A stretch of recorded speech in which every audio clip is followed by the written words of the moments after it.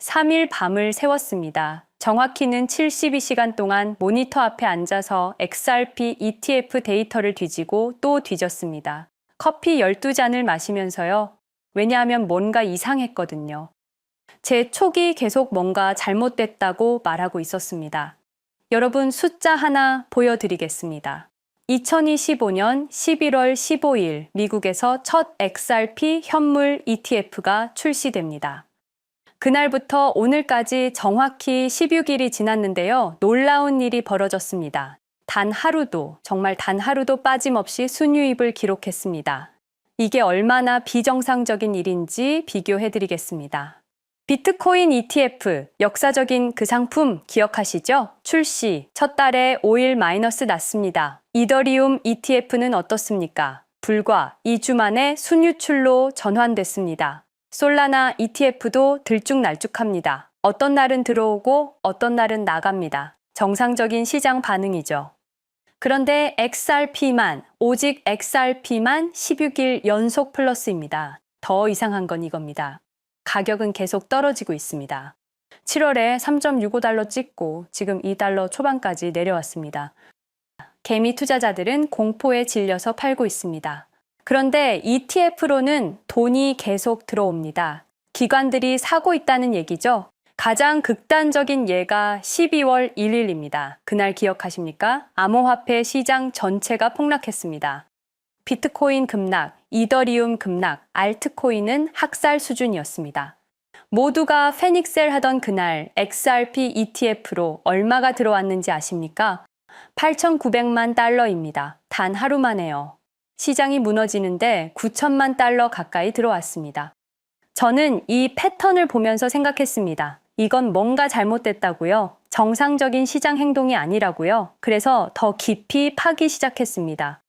먼저 ETF 출시 타이밍부터 분석했습니다. 엑셀 시트를 켜고 날짜를 정리했습니다. 비트와이즈 2025년 11월 15일 출시, 캐너리 캐피털 이틀 뒤인 11월 17일, 그레이스케일 11월 20일, 프랭클린 템플턴 11월 22일, 일주일입니다. 딱 일주일 안에 월스트리트 톱티어 자산운용사 4곳이 동일한 상품을 쏟아냈습니다. 그것도 서로 경쟁사들이요. 여러분, 이게 얼마나 이상한 일인지 아십니까? 월스트리트에서 경쟁사들은 서로를 견제합니다. 누가 새로운 상품을 내면 몇 달은 지켜봅니다. 시장 반응 보고 리스크 분석하고 그 다음에 따라갑니다. 그게 정상입니다. 그런데 XRP ETF는 마치 약속이나 한 듯이 같은 주에 쏟아졌습니다. 누군가 신호를 준 것처럼요. 저는 이 지점에서 질문을 바꿨습니다. 왜 이럴까가 아니라 누가 시킨 걸까? 그래서 다음 단계로 넘어갔습니다. 이 자산운용사들의 임원진을 추적하기 시작했습니다. 링크드인을 뒤지고 과거 인터뷰를 찾아보고 이사회 구성원을 확인했습니다. 비트와이즈 최고 투자 책임자, 전 골드만삭스 출신입니다. 그 뒤에는 베인캐피털에서 일했습니다. 캐너리 캐피털 CEO는 벨리캣 디지털 자산 전 대표입니다. 그레이스케일은 디시즈 그룹 산하회사고 여전히 베리 실버트의 영향력 아래에 있습니다. 프랭클린 템플턴은 말할 것도 없죠. 1.5조 달러, 그러니까 우리 돈으로 2천조 원 넘게 운용하는 전통금융의 공룡입니다. 이 사람들이 바보일까요? 검증도 안 된 코인에 회사 평판을 걸고 ETF를 냅니까? 규제 리스크는요? 시장 리스크는요? 이 사람들은 한 푼이라도 잃으면 주주들한테 집단 소송을 당하는 사람들입니다. 그런데 ETF를 냈습니다. 그것도 4개 회사가 동시에요. 그리고 16일 연속 돈을 넣고 있습니다. 결론은 하나밖에 없습니다. 이 사람들은 뭔가를 알고 있습니다. 우리가 모르는 걸 알고 있습니다. 그래서 저는 밤을 새우면서 다음 질문으로 넘어갔습니다. 왜 XRP인가가 아니라 XRP 뒤에 누가 있나? 온체인 데이터를 파기 시작했습니다. 리플의 초기 투자자 리스트를 찾아봤습니다. 공개된 정보부터 시작했습니다. 2013년 안드레센 호로위츠가 리플에 투자합니다. 정확한 금액은 공개되지 않았지만 시리즈 A 라운드였습니다. 2015년 시게이트 테크놀로지가 들어옵니다. 2016년 일본의 거대 금융그룹 SBI 홀딩스가 참여합니다. 2019년 테트라곤이라는 헤지펀드도 투자합니다. 여기까지는 구글 검색으로 나오는 내용입니다. 누구나 알 수 있는 정보죠. 그런데 저는 여기서 멈추지 않았습니다. 각각의 투자사를 더 깊이 팠습니다. 누가 이 회사들을 운영하는지, 어떤 인맥으로 연결되어 있는지 추적했습니다. 안드레센 호로위츠, 이 회사의 공동 창업자가 마크 안드레센과 벤 호로위츠입니다. 실리콘밸리에서 모르는 사람이 없는 이름들이죠. 그런데 여기서 제 손이 멈췄습니다. 마크 안드레센, 이 이름 옆에 또 다른 이름이 보였거든요. 1999년 페이팔 초기 이사회 멤버. 제 등골이 서늘해졌습니다. 페이팔이라고요? 저는 더 파고들었습니다. 벤 호로위츠는 누구랑 가까웠을까요? 과거 인터뷰 기록을 찾아봤습니다. 여러 차례 언급되는 이름이 있었습니다. 피터 틸, 페이팔의 공동 창업자이자 초대 CEO. 실리콘밸리에서 가장 영향력 있는 투자자 중 한 명. 그가 운영하는 파운더스 펀드는 2016년부터 암호화폐 섹터에 공격적으로 투자하기 시작합니다. 저는 노트에 선을 긋기 시작했습니다. 페이팔, 안드레센 호로위츠, 리플, 이 선들이 어떻게 연결되는지 그려봤습니다. 그리고 또 다른 연결고리를 발견했습니다. 일론 머스크의 트위터 인수, 지금의 X 말입니다. 2022년에 440억 달러에 인수했을 때 누가 투자했는지 아십니까? 안드레센 호로위츠 그리고 피터 틸의 파운더스 펀드입니다. 이 사람들이 계속 같이 움직입니다. 20년 넘게 같은 편에서 같은 방향으로 움직이고 있습니다. 그리고 2025년 11월 XRP ETF가 동시에 4개 출시됩니다. 16일 연속 순유입됩니다. 10억 달러가 쌓입니다. 여기서 저는 더 거슬러 올라가 봤습니다. SEC와 리플의 4년 전쟁을 분석했습니다.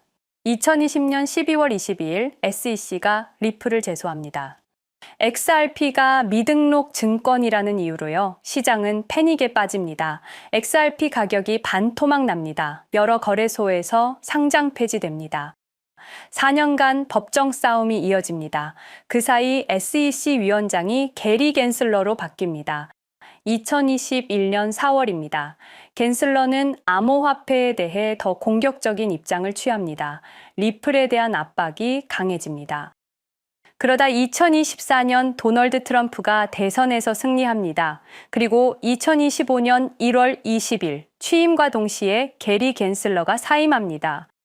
트럼프의 최측근이 누구입니까? 정부 효율부 수장으로 임명된 사람이 누구죠? 일론 머스크입니다. 일론 머스크가 누구입니까? 페이팔 마피아의 핵심 멤버입니다. 여기서 모든 선이 하나로 모입니다. 1999년 페이팔 창립, 피터 틸, 일론 머스크, 리드 호프만, 이 사람들이 모입니다. 2004년 리플의 전신인 리플페이가 크리스 라슨에 의해 시작됩니다. 2012년 XRP가 공식 런칭됩니다.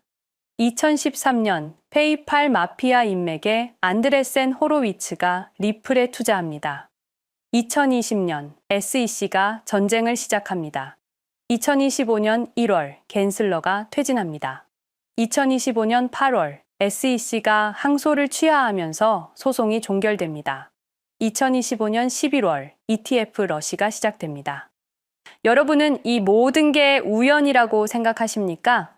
그리고 이 패턴은 저에게 명확하게 말하고 있습니다. XRP는 단순한 알트코인이 아니라고요. 이건 20년 계획의 결과물이라고요. 지금부터 제가 발견한 증거들을 하나씩 보여드리겠습니다. 페이팔 마피아가 왜 XRP를 선택했는지, 그들이 20년 전부터 무엇을 준비해 왔는지, 그리고 왜 지금 이 순간 월스트리트의 돈이 XRP로 몰리고 있는지. 데이터는 거짓말하지 않습니다. 여러분, 리플이 과연 어디까지 오를 수 있을지 궁금하시죠? 오늘 제가 정말 충격적인 이야기를 해보겠습니다. 2020년 12월 22일 밤, 그날을 기억하십니까? XRP가 단 하루 만에 63% 폭락했습니다. 어떤 이들은 수천만 원의 자산이 증발했고, 어떤 이들은 하루아침에 수억을 잃었습니다.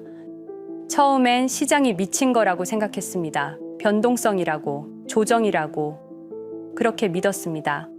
하지만 이 사건을 5년간 추적한 결과 이건 어떤 이들의 치밀한 계획이었습니다. 리플 가격은 4년간 철저하게 짓눌려 있었습니다. 그리고 더 충격적인 건 2025년 8월 그 암살자가 다시 나타났다는 겁니다. 이번엔 더 큰 칼을 들고 더 강한 권력을 쥐고 더 야심찬 계획을 가지고 지금부터 제가 5년간 추적한 절대 공개되면 안 될 이야기를 시작하겠습니다. 먼저 타임라인부터 보시죠. 천천히 따라오십시오. 2020년 12월 22일 오후 9시 30분 SEC 의장 제이 클레이튼이 XRP 기소를 전격 발표합니다. 그의 임기 종료까지 남은 시간 단 12시간. 12월 23일 오전 9시 클레이튼 SEC 의장직에서 사임합니다. 여기까지는 그럴 수 있다고 칩시다. 임기 끝나고 퇴임하는 거 이상할 건 없죠. 그런데 12월 24일 크리스마스 이브 아침입니다. 퇴임한 지 단 하루 만에 클레이튼이 새 직장으로 옮겨갑니다. 월리버 에셋 매니지먼트 자문으로. 잠깐만요. 이 회사가 뭘 하는 곳인지 아십니까? 비트코인과 이더리움에 8천억 원을 투자한 회사, 그러니까 리플과 직접적인 경쟁을 하는 회사에 베팅을 한 겁니다. 다시 한번 정리하겠습니다. XRP를 기소하고 다음날 사임하고 그 다음날 리플의 경쟁사에 투자하는 회사로 갔습니다. 이게 정상입니까? 윤리적으로 문제는 없습니까? 법적으로 괜찮은 겁니까? 하지만 진짜 소름 끼치는 건 이제부터입니다. 블록체인은 모든 걸 기록합니다.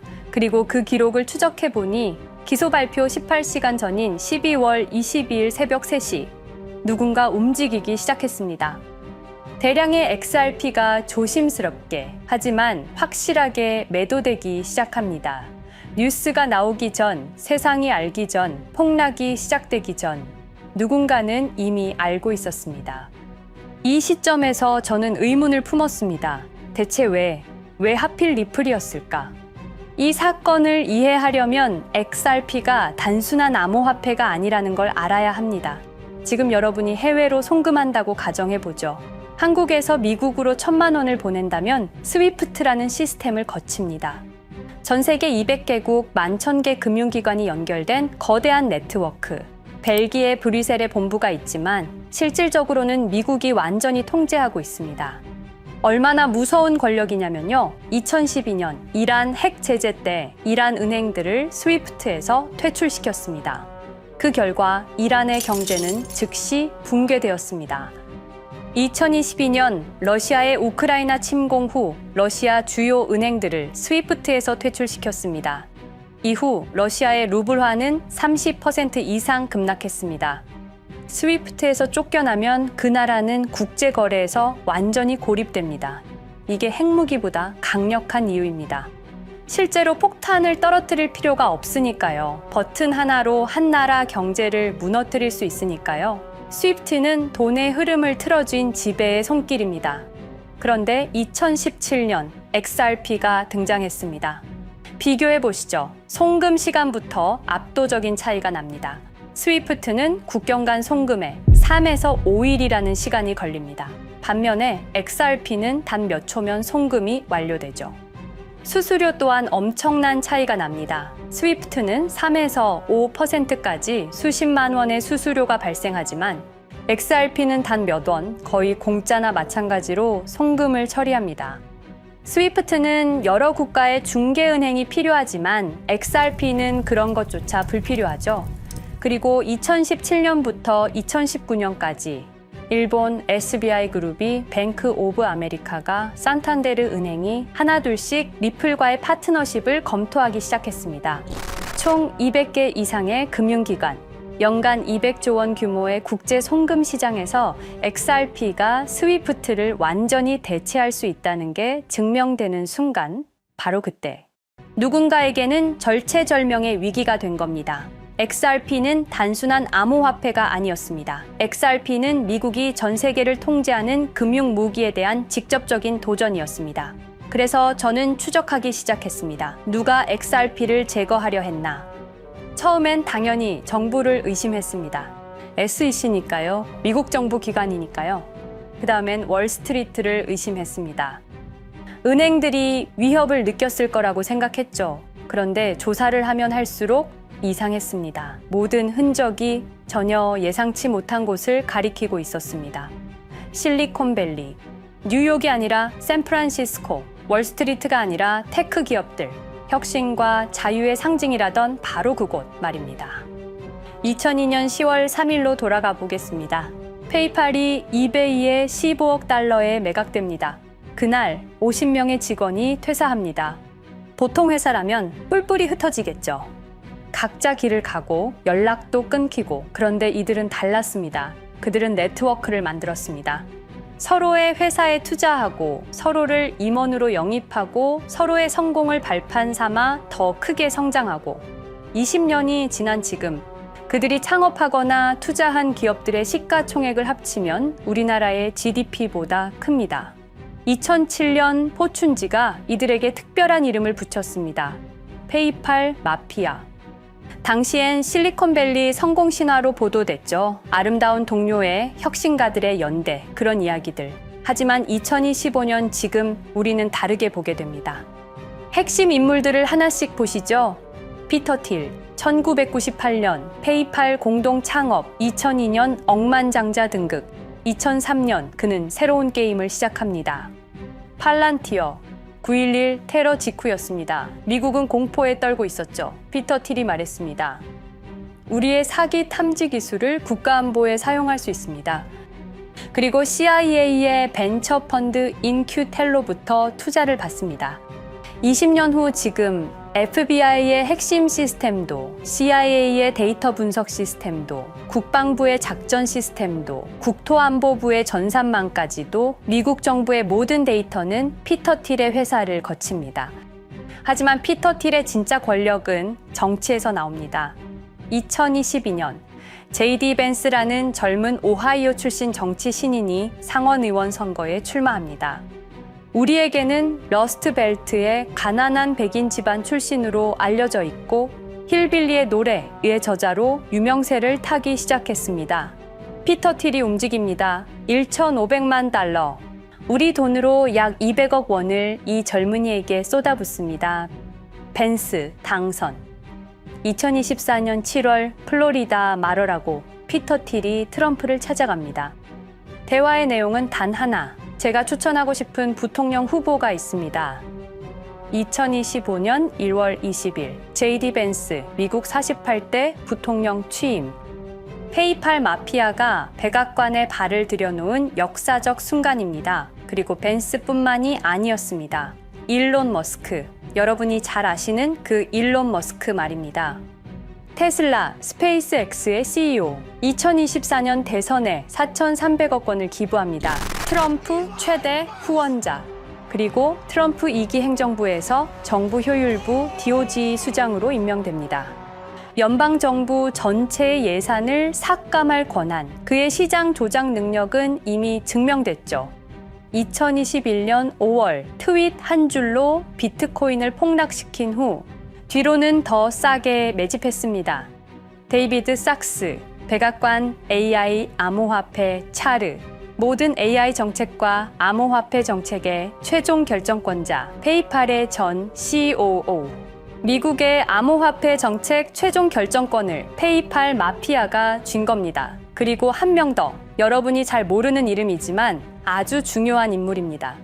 제드 맥켈럽, XRP 공동 창업자, 2013년 리플을 나옵니다. 그리고 스텔라루멘이라는 경쟁 코인을 출시합니다. 그가 가진 XRP는 90억 개, 2022년까지 전부 매도합니다. 무려 4조 2천억 원이라는 천문학적인 수익을 기록했습니다. 그런데 기묘한 일이 벌어집니다. 2025년 6월 페이팔의 스테이블 코인 페이팔 USD가 스텔라루멘 체인으로 확장을 발표합니다. 리플의 배신자가 만든 플랫폼으로. 우연일까요? 그리고 저는 결정적 증거를 찾았습니다.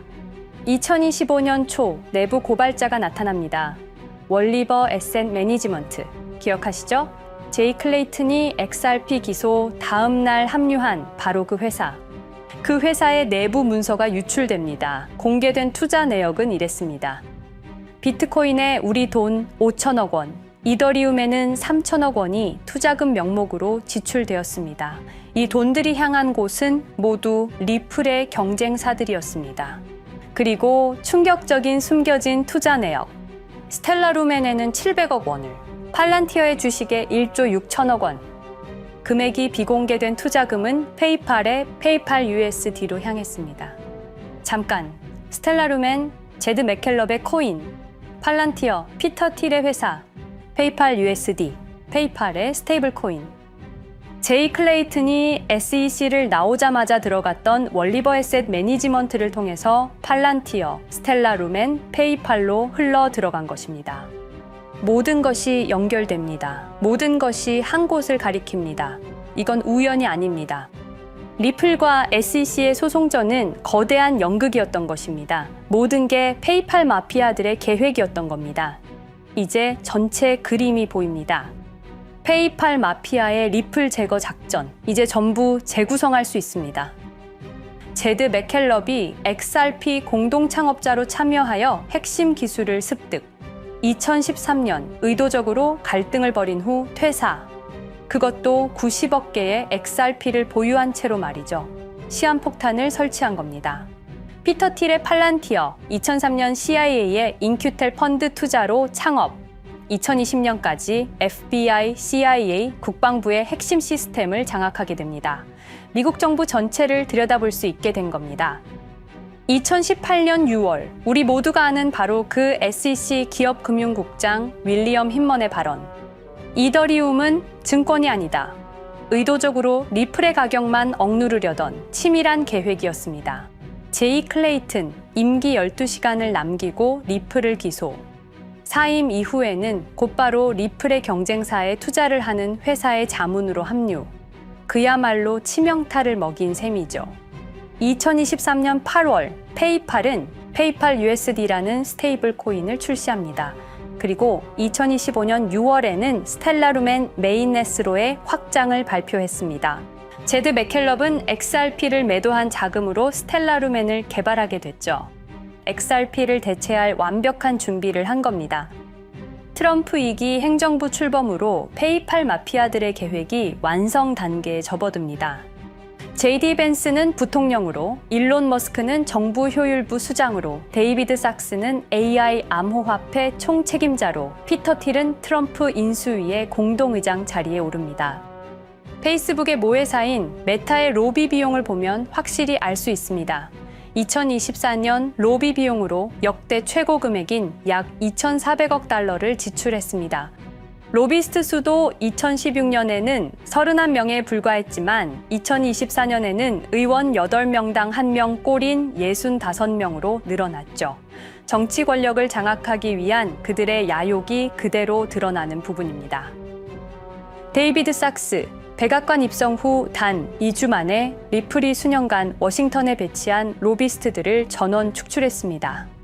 겉보기에는 이해관계 충돌이라는 명분을 내세웠지만 실제로는 경쟁 세력을 제거하려는 목적이었습니다. 리플의 스피커 역할을 할 마지막 정치적 통로마저 차단이 된 겁니다. 완벽한 계획이었습니다. 그런데 SEC와 리플의 소송전에서 그들이 예상치 못한 일이 벌어집니다. 2023년 7월 아날리사 토레스 판사의 판결. XRP 자체는 증권이 아니다. SEC는 즉시 항소했고 리플도 여기에 부분적으로 항소를 하게 되죠. 법정 공방은 끝이 어딘지도 모르게 이어졌습니다. 그리고 2025년 8월 놀랍게도 양측 모두 항소를 취하합니다. 5년 동안의 전쟁이 드디어 끝이 나게 된 순간이었습니다. 리플은 승리했습니다. XRP 가격은 무려 5,000원에 근접하게 상승했고 수많은 자산 운용사들의 XRP, ETF 신청 물결이 이어졌습니다. 그리고 리플은 히든로드를 12억 5천만 달러의 인수, 리플 프라임이라는 이름으로 새롭게 출범시켰습니다. 스테이블 코인 리플 USD는 출시 1년 만에 시가총액 10억 달러를 돌파하는 기염을 토합니다. 현재 리플의 기업 가치는 400억 달러 이상으로 평가받고 있습니다. XRP는 죽지 않았습니다. 5년 동안 억눌렸던 것이 폭발적으로 성장하기 시작합니다. 투자자들이 돌아오고 은행들이 재접촉하고 파트너십들이 재개되고 우리가 이긴 건가? 정의가 승리한 건가? 아니었습니다. 2025년 8월 18일 XRP 승리 발표 불과 10일 후 뉴스가 터집니다.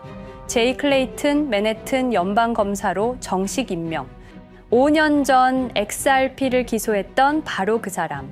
이번엔 연방검사로 돌아왔습니다. 월스트리트의 보안관이라 불리는 미국에서 가장 강력한 검사직. 형사 기소권, 월스트리트 전체 감시 권한, 금융범죄 수사 총괄. 더 큰 칼을 들고 돌아온 겁니다. 그리고 2025년 11월 트럼프 대통령의 발표. 제이 클레이튼을 앱스타인 사건 수사 책임자로 임명합니다. 잠깐, 왜 하필 클레이튼일까요?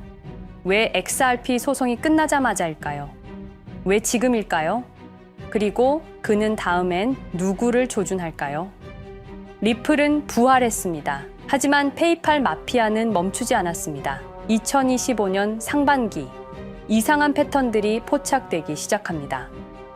일론 머스크의 행동이 변합니다. xAI에 추가 투자가 급증했고 테슬라 AI 개발에 급가속을 하기 시작했습니다. 그리고 이상하게도 특정 AI 기술에 대한 공격적 언급이 증가했습니다. 일론 머스크답지 않았습니다. 그리고 2025년 3월 한 AI 코인의 공식 계정이 일론 머스크의 X라는 플랫폼에서 갑자기 사라집니다. 노출 제한을 당했고 광고 계정들도 정지가 됐습니다. 특정 코인에 관련한 영상들이 전부 삭제되었습니다. 왜일까요? 이 코인에는 특징이 있습니다. 진짜 AGI 구현 가능한 탈중앙화, AI 네트워크로 평가받고 있는데 초당 수십억 단위의 연산 처리가 가능한 정도입니다. 수백만 개의 노드가 연결된 분산 뉴럴 네트워크, 이건 테슬라도 구현하지 못했습니다. 메타도 구현하지 못했습니다. 중앙화 시스템인 오픈AI가 꿈도 꿀 수 없는 것입니다. 이 코인만이 유일하게 성공했습니다. 그런데 시가총액은 테슬라의 500분의 1 수준에 머물고 있습니다. 질문 드리겠습니다. 이렇게 혁신적인 기술인데 왜 플랫폼에서 차단을 당하고 검색조차 되지 않으며 알고리즘에서 철저하게 배제당하고 가격은 또 왜 이렇게 낮은 걸까요? 답은 하나입니다. 그들이 지금 사고 있기 때문입니다. XRP 때와 똑같은 패턴입니다. 역사는 반복되고 있습니다. 그리고 지금도 머스크와 페이팔 마피아의 자금이 이 코인으로 조용히 흘러 들어가고 있습니다. 가격이 낮은 건 무가치해서가 아닙니다. 리플이 그랬던 것처럼 그들이 움직이고 있기 때문입니다. 저는 이 AI 코인의 정체를 여기 유튜브에서 공개하려 했습니다. 하지만 치명적인 문제가 있습니다. 유튜브, 2005년 페이팔에서 나온 3명의 남자가 만들었습니다. 체드 헐리, 스티브 첸, 자베드 카림. 여러분이 지금 보고 계시는 이 유튜브라는 플랫폼조차도 모두 페이팔 마피아 출신의 감시망 안에 있습니다. 그리고 X는 일론 머스크가 소유하고 있습니다. 페이스북은 피터 틸의 첫 외부 투자로 시작했습니다. 그들은 플랫폼을 소유하고 있습니다. 백악관도, SEC도, FBI, CIA 계약도, 주요 SNS 플랫폼도 모두 그들 손안에 있습니다. 이전에 제가 이 코인을 공개한 영상이 있었습니다. 그러나 그 영상은 바로 삭제됐고 채널도 정지됐습니다. 가이드라인 위반은 전혀 없었습니다. 그냥 사라졌습니다. 불편한 진실이 다뤄질 때마다 이런 일이 반복됐습니다.